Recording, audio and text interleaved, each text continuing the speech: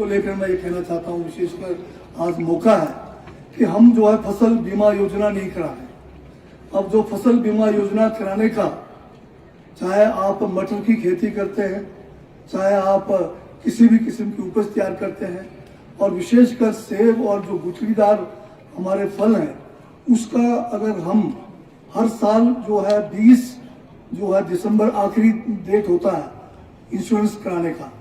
अब अगर सेब की बात करूं तो सेब का जो है पर पेड़ आपको केवल जो है 72 रुपए के करीब देना पड़ता है, और अगर आपने ओलावृष्टि को जो हमारे यहाँ इलाके में कमसमी होता है उसको जोड़े तो 23 रुपए और देना पड़ता है। और बाद में जब ये दिसंबर के बाद जब आपका चिलिंग का टाइम आता है, अगर चिलिंग पीरियड कम हो तब भी आपको जो है बीमा मिलना है। अगर आपका मौसम अनुकूल ना रहे, ज्यादा गर्मी से फ्लावरिंग को कोई फर्क पड़ गया या ठंड से फर्क पड़ गई, तो भी आपको जो है इंश्योर होता है। और इसी तरह से कम बारिश पड़ने पे या ज्यादा बारिश पड़ने से वो भी जो है इस इंश्योरेंस पॉलिसी के प्रोडक्ट में शामिल है। अभी मैं पीछे जो है देख रहा था 2023 और 24 में जिला किन्नौर में 43 करोड़ के करीब जो सेब के फसलों का जो है बीमा का जो लाभ हमारे जिन्होंने इंश्योरेंस कराया उनको मिला। अगर आप देखें तो फसल उतना नुकसान भी नहीं हुआ, परंतु जो एक पैरामीटर्स बनाए हुए हैं, चिलिंग आवर्स कम हो गए, बारिश ज्यादा पड़ गई या जो है तूफान का कोई ऐसा रहा, तो उससे इतना ज्यादा फायदा हो रहा है।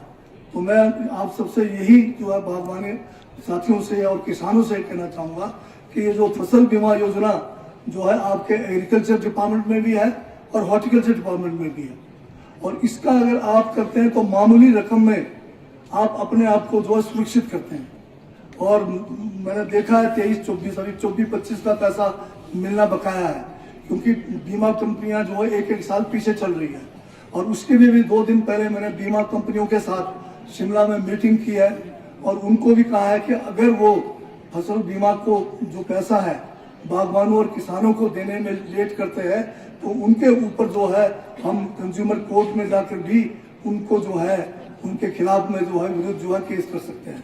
तो ये एक बहुत बढ़िया योजना है जो सब्सिडाइज योजना है, इसका भरपूर आप फायदा उठाइए।